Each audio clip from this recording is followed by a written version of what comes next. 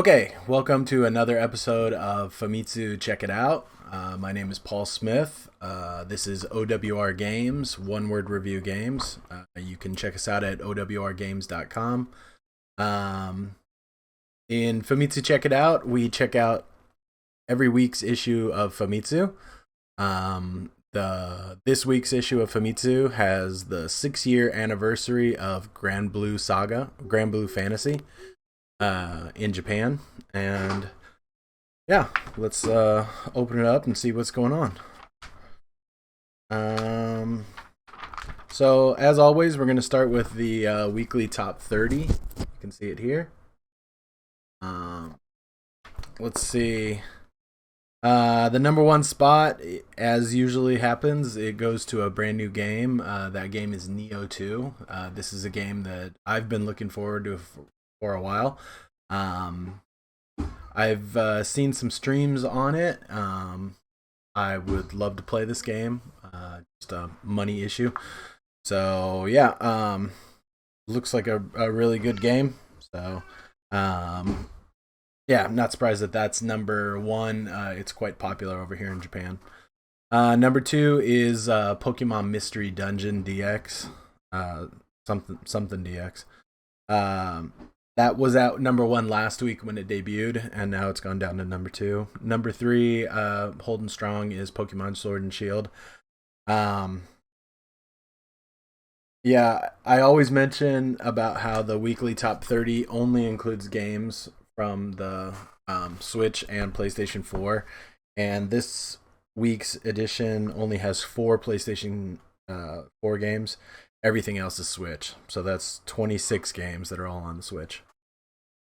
Number 4 is a new edition. Also, it's the My Hero Academy One Justice 2. One's Justice 2. Yeah. Yeah, so it did debut last week. So this is a new My Hero Academia story or game. Next one is number 5. Always on the list, always completely surprising to me, but Minecraft. Number 6, Mario Kart 8 Deluxe. Number 7 was Smash Brothers. Number 8, Ring Fit Adventure. And number 9, a new addition to the top 10, which is Winning Post 9 2020. Winning Post is a long-running franchise here in Japan that is a horse racing game. Horse racing is really quite popular in the gaming realm over here. If you go to almost any arcade, there's still going to be arcade machines dedicated to Winning Post, or I can't remember. There's a couple of other big ones that are out there, but yeah, salarymen still get off of their jobs and go to arcades and play these games. So man is still gonna craft games for that market. See, with at number 9 position, the PlayStation 4 version of Winning Post 9 2020 sold 8,000 copies, and that got it into the number 9 position. Number 10 is Splatoon 2. And then for the rest of the list, I'm not going to go through every single game. Let's just kind of talk about the newest additions. Number 12 is Winning Post 9 2020. Number 13 is My Hero Academia 1's Justice 2. This is the PlayStation 4 version. Number 18 is a game called Collar Cross Malice for Nintendo Switch. I don't really know anything about this. It says it's an adventure game, and it comes from a developer called Idea Factory. So maybe I'll do some research for the next episode about that. Number 26 is another new addition, and that is Just Dance 2020. Just Dance have always been pretty popular in Japan. I bought a couple of the Japanese Wii games and played those at parties with friends. Um, yeah, so let's move on to the weekly top 30 most anticipated games here. Um, not much movement in this in the top 30 here. Number one is Final Fantasy VII Remake. I mentioned last week that 7-Elevens over here have put up banners to try and pre-sale the game.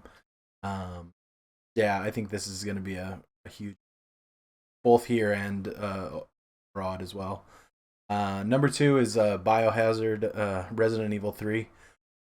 There's a pretty big article in this book about that game's coming out. I think it says the article says after 1 week. Like there's 1 week more, guys. You just have to wait another week, and this game will be out. So actually, this week I've been watching through an old GameSpot GameSpot series, spot GameSpot series with Mike Mahardy and Mary Kish, where they play through some of the old Resident Evil games, and I've been watching the Code Veronica because I've never actually played Code Veronica. And I've never actually played Resident Evil 3 myself either. So, yeah, I'm kind of excited for this game. I think if I would play through Resident Evil 3, I think I'd want to play through it as a remake. So, who knows? Number three most anticipated game is the Tales of Arise. That's up from number 4 last week. Bayonetta 3 is number 4, and the new Zelda Breath of the Wild world.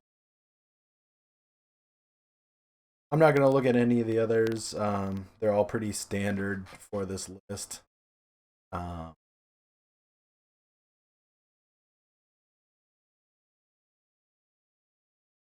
Okay.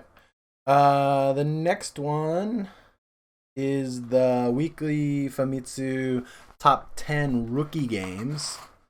These games right here. These games, they call them rookies because none of these games have had. These are the first. They're all original properties. None of these games are sequels. So it differentiates itself a little bit from the other list, and you get more unique titles. Number 1 is a game called Ushido. We've talked about that before. Number 2 is actually Ghost of Tsushima. That's up from number 3. When does that come out? Okay, it comes out in June, so pretty soon. Number 3 is Cyberpunk 2077. Number 4 is, I never know how to say this, and I always forget to look it up. Why don't we just look it up right now?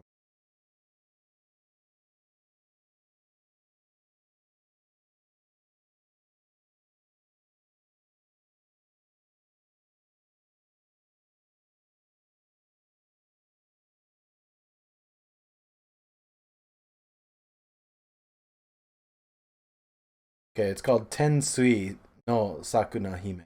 Tensui Sakuna. And it looks gorgeous. Yeah, so Tensui no Sakura na Hime.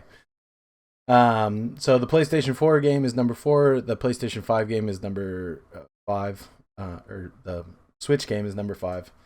Yeah, I'm not gonna look through the rest of these. Everything else is basic. Yeah. So, I think I've figured out that once a month they are gonna do this combination of the packaged games and the downloads. So this gives us a little peek into how much things are being downloaded and how that differentiates from the top 30 only because the weekly top 30 list is only for package games. So this is going to give us a peek into how that list changes based on what's downloadable. And I think that Japanese people are downloading games more than they did when the option first came So yeah, let's talk about the top 30 download and package. It looks like the dates for this are the 27th of January until the 23rd of February. Um, the number one game is going to be Granblue Fantasy Versus, which is actually kind of surprising to me. Um, Maybe it shows that PlayStation 4s are more of a retail item, high end retail item, and so more adults that have money are going to have PlayStation 4s, and people with credit cards. Switches tend to be that thing that you buy your kid, and then you're going to buy them packaged games to go along with that. And so I am seeing more PlayStation 4 games on this list than are represented on the normal top 30 list. So just a guess that might be part of the reason why. So number two is Persona 5 Scrambles Phantom Strikers for the PlayStation 4. So the top two games are PlayStation 4. So that's kind of my another part of the reasoning behind my guess. That's why things are going this way. Number three, Pokemon Sword and Shield. Number four, Hatsune Miku Project Diva Megamix. That's kind of crazy that Hatsune Miku's number four. Let's see. Number five is Bioshock Collection. That's interesting. For PlayStation 4. Number six is Ring Fit Adventure. But that's only based on physical numbers because that's not available downloadable. And I guess the Bioshock collection is only available download and not physical. That's interesting. Number seven is Persona 5 Scramble the Phantom Strikers for the Switch. Number eight is Minecraft. Number nine is Yakuza 7. Number 10 is Smash Brothers. Number 11 is Brain Training. Number 12 is Mario Kart 8 Deluxe. Number 13 is Dragon Ball Z Kakarot. Number 14 is Super Mario Party. And number 15 is Splatoon 2. That's as far as I'm going to go. Yeah, everything else is...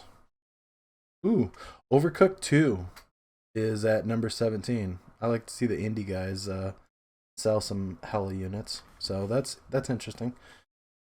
Yeah, so that's that. So the first feature of this week's magazine is Granblue Fantasy. There's a 36-page feature that goes into the history and how Granblue Fantasy's been doing over the last 6 years.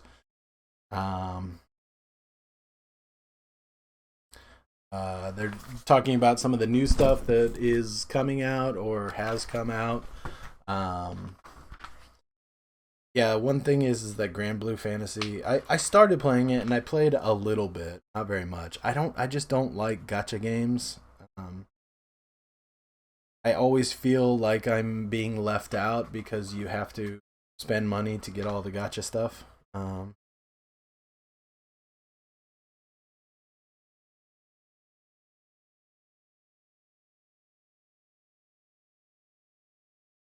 Okay, so this guy's a voice actor. It looks like he voice acts the Gran part and then Lancelot. Yeah, Lancelot. Um, so interview with him. They asked their community a bunch of questions. I thought this one was interesting. What's your rank? 0.6% said about 50 or from anything from 0 to 50. 100 to 150 people said, or no, 4.6% said they're between 50 and 100 rank. 23.6% said they're between 101 and 150. 54.1% said they're from 151 to 200 rank. And then 17.1% said that they're over 201 rank. It looks like 250, maybe the cap for the rank. Um, Now I had no idea that you could play this game on PC. That's kind of interesting. Uh, 40 45.9% say that they play it on PC or on smartphone only. 8.9% say they play it on PC only, and then 45.2% say that they play it on both. That's interesting. Um, yeah, there's a thing in here about like how long have you been playing Granblue, but the numbers are kind of all over the place. Um, Favorite male characters: Sandal Fawn, uh, Beriaru, Bashivaru, Parsival,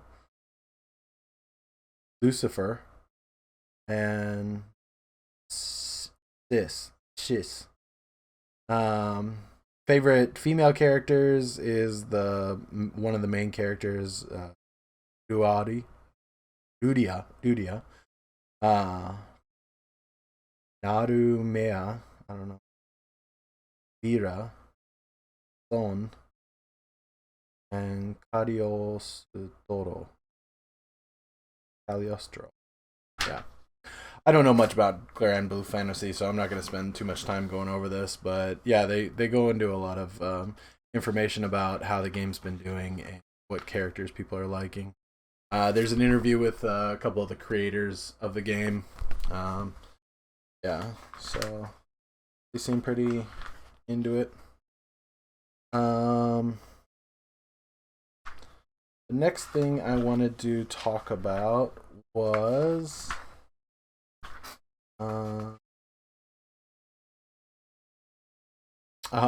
Metal Max Xeno Reborn. If you search my website, I did a written piece on this last year sometime, or maybe it was either last year or 2 years ago. And I looked into this game because this game is really quite popular, and I never heard anything about it, but it's a series that's been going for quite a long time, and it looks like Metal Max Xeno Reborn is a large box set that they're going to be selling over here. It looks like it's retailing for about $70. You're gonna get one either PlayStation 4 or Switch. It looks like a soundtrack, maybe some in-game stuff, a couple of pins, and maybe soundtrack. There's a manga. A booklet. Yeah, and then like 4 things of like special download contents. Yeah. And then like I said, some buttons. So yeah, it looks like a good deal for people that like that game. Yeah, I did the research into Metal Max and it seemed interesting, but yeah, there was never any compulsion for me to go try it out. I think the other thing in this issue that I would say is like one of the huge features is they have a huge page 80 to 111. What is that? 31 pages. Okay, so 31 pages, 5 pages less than what their cover story is all about Life is Strange 2. Now, I've come to realize that the Japanese game market is gaga over this game. Now, one thing I found out is that all along the side here where these yellow marks are, Famitsu has warned its readers that there is a joke on these pages. Now, Life is Strange is developed in France, and so I'm guessing for their interview, they're speaking to the French developer that is being.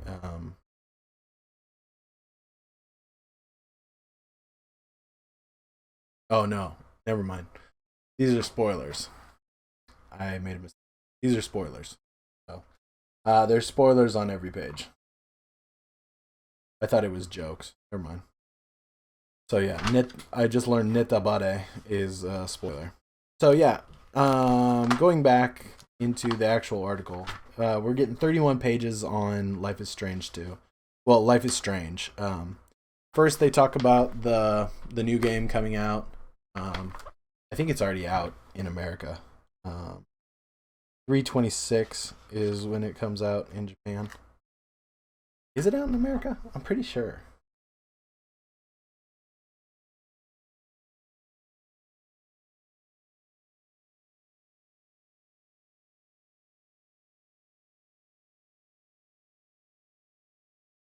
Yeah. Okay, so it's been out for a couple of years in America. Um, yeah, so it's coming out on the 26th. Goes into all the characters here. Um, that's a long turnaround on. I mean, it's fully voice acted though. That's the thing, but it just still seems like a long turnaround on this game. They've got an interview with the creative director here. Goes into talking a lot about the game. Talks about his inspirations.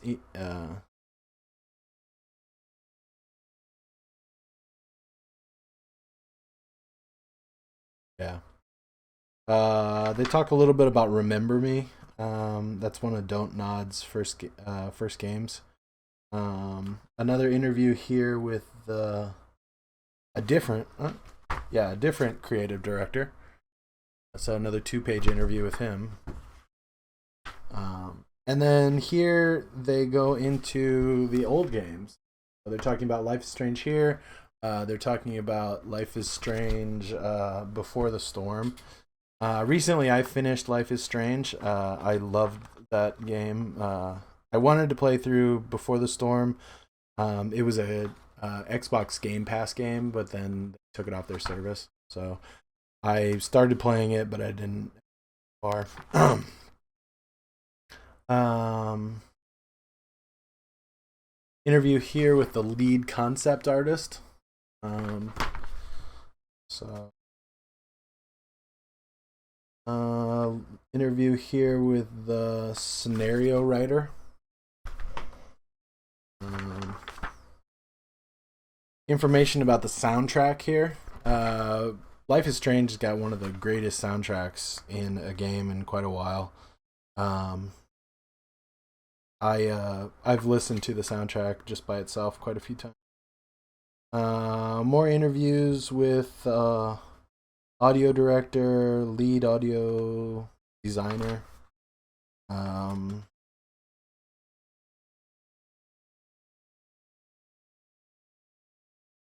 Executive producer, associate producer. Information about the history. Another game that's just about to leave the Game Pass service is Vampire. I started playing that a little bit just to see what it is. But it seems like Don't Nod has done Remember Me, Vampire, and then the rest is all within the Life is Strange universe. They take a look inside their office, and then they do an interview with the actual CEO of Don't Nod. So, yeah, they seem like a pretty cool studio.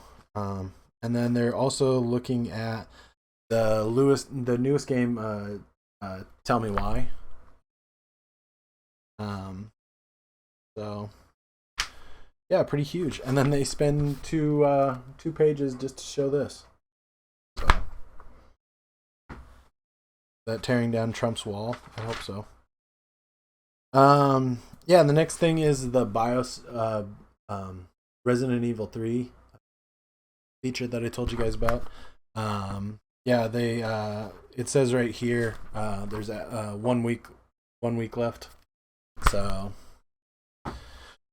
uh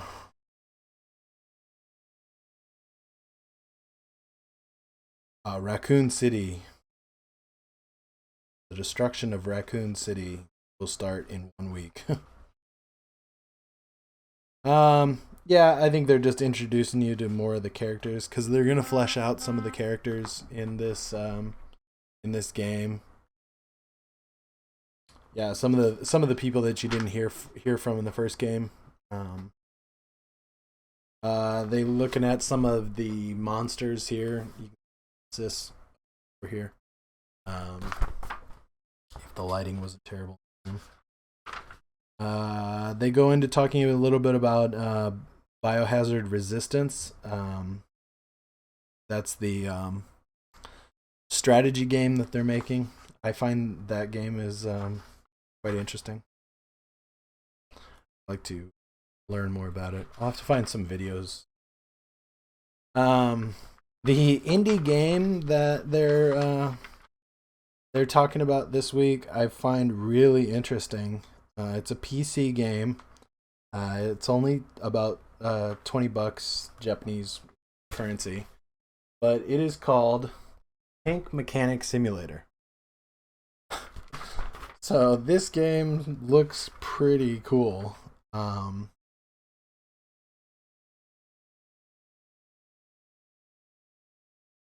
Yeah, it looks pretty sweet.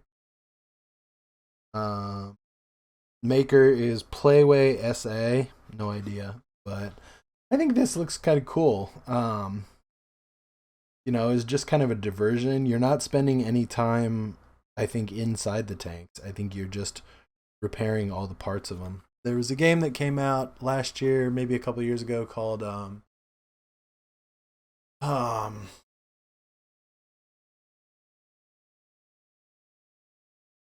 I don't know. I forget the name of it, but it was like it was a room cleaning simulator, and so you would go into a house before it was being sold, and you would try to clean it all up. Something they do in Famitsu quite often, especially with their lead stories, is they'll include a DLC code for you to get some kind of special item in the game. And so this time around, it's Granblue Fantasy. So I might retrieve that item and get back into playing Granblue. The next thing that they have is a thing on Doom Eternal. I know that was a huge game that came out last week. Yeah, it looks pretty good. Something I'm excited for came out last week. The Grandia collection. I love these games. Yeah. So, and that is pretty much going to take us through this issue. The final part of the magazine usually talks about like old games, and they show some different things that are going on with those old games. Somebody wrote in a drawing here. I thought that was kind of cute.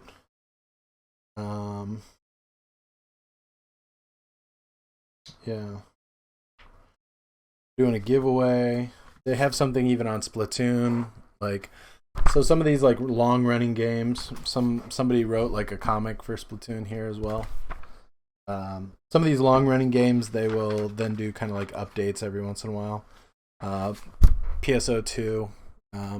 I've been playing that on Xbox One, and so talk about that. Final Fantasy 14. Yeah, lots of different stuff about games that have been going for a while. Now on to what I usually do for the final bit.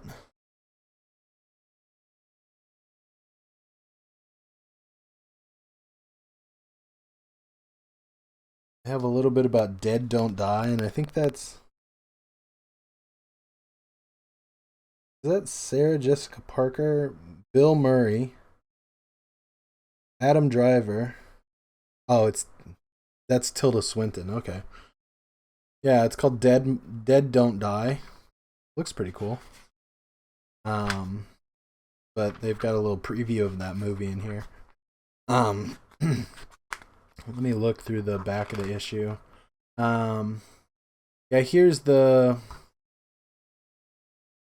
cross review games that they have this week. Nothing too spectacular. I'm not really interested in most of this. The gold award goes to a game called Desatopia. It's from Hanaji Games. Means like bloody nose games. It's for the Nintendo Switch. It looks like it's either a shooter. Yeah, I think it's a shooter. Yeah, shooting. Um,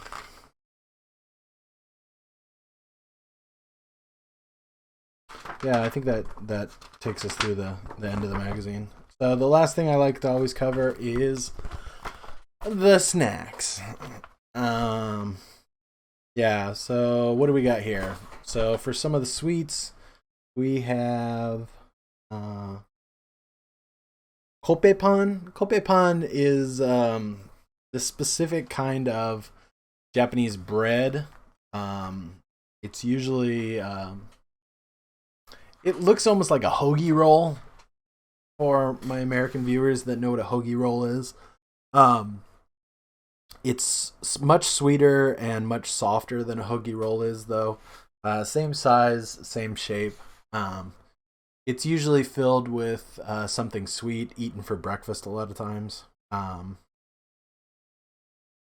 So yeah, there's that. What is this? So there's two kinds of kopepan. There's a white vanilla kopepan and then a chocolate kopepan being made at Family Mart. Um,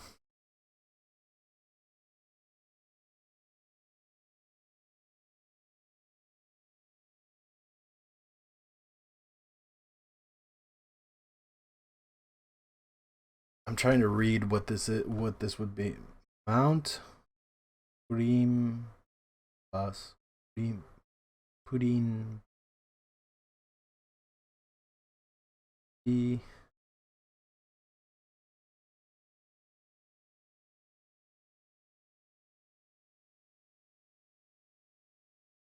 it says Mount Purim Baschi. So I'm guessing that's somewhere in Spain because it says Basquehu. So like in the style of the Basques cheesecake. So little circular cheesecakes with like extra stuff on top and cream and chocolate. I'll show you what it looks like. This guy right here. Yeah. So that's being sold at Lawson. Um, yeah, I'm kind of interested. I love cheesecake, but Japanese cheesecake sucks. So I always try the cheesecakey things, but it's not the taste that I'm. They got a couple of bentos in here. One from Lawson, special hamburger and fried shrimp bento, and then they've also got a double fried shrimp bento, mini stop. Mini Stop has a new roast chicken, a new fried chicken here. Uh, Looks like it's herb and spice. I don't really like Mini Stop's chicken. I just don't think the taste of the actual chicken is very good and not really great. Um, the next one is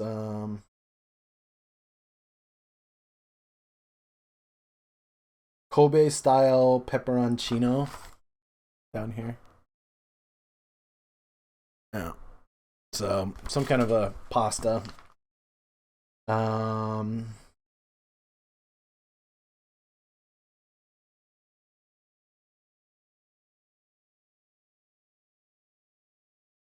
yeah, there's a chicken ramen here that's called Akuma no Kimura.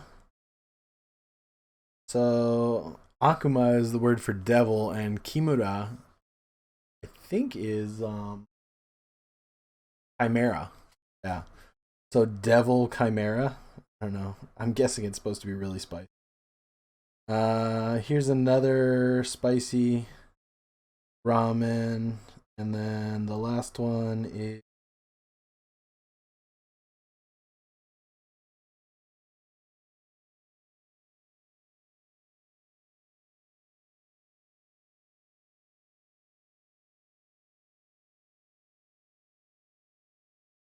shisho. Okay, shisho is a little leaf that is sometimes served with sashimi. It's got a really strong flavor that. Um, there is a teriyaki mayonnaise burger flavored potato chip. It's out. The the look of the bag is really good. This guy right here, you can see. There you go. The other thing is they make these like potato sticks. Uh, so they have a salt and pepper potato stick that's out, and then a consomme senbei. Senbei are these rice crackers right here. This is gonna be consomme flavored. Um, Consomme is a big flavor over here. So yeah, those are the snacks this month. That's this week's issue. There wasn't too much that really appealed to me in this week's issue, according to games that I'm interested in. I'm somewhat interested in the Resident Evil 3, but I'm not interested enough to like buy it or anything. So, um, yeah, so that's gonna be this week's. Let me check it out. Uh, my name is Paul Smith. You can check out my website, owrgame.com. You can like and subscribe to my videos on Mixer. You can follow me there at SOPACHUCO13. That's my personal account on Mixer. That's where I do all my streaming. It's linked to my Xbox, so it's just easier for me to stream there. I could make a OWR Games account, probably be the wise thing to do, but it's just easier to do this right now. Um, and I've been streaming some, but I have been archiving, putting up archives of a lot of stuff that I've played in the past to YouTube. So I have pretty much a daily video going up, sometimes two videos. So please check out some of those videos on YouTube. Please subscribe to my YouTube channel. Some of the videos. I've gotten some comments on some of the videos, so I'm pretty happy with the work that I've been putting in. Yeah, I'm gonna try and keep the production level up. Yeah, I want to keep on pumping out some stuff, but yeah. So the website, Mixer, YouTube. You can follow my ramblings on Twitter at sopachuco13. You can also check out, or you can also follow my OWR Games Twitter as well. That'll give you information about the website. My personal Twitter is just going to be my. So yeah, this was another week of Famitsu. Check it out. I hope to see you guys again next week. Hopefully, the next week's issue will be more interesting.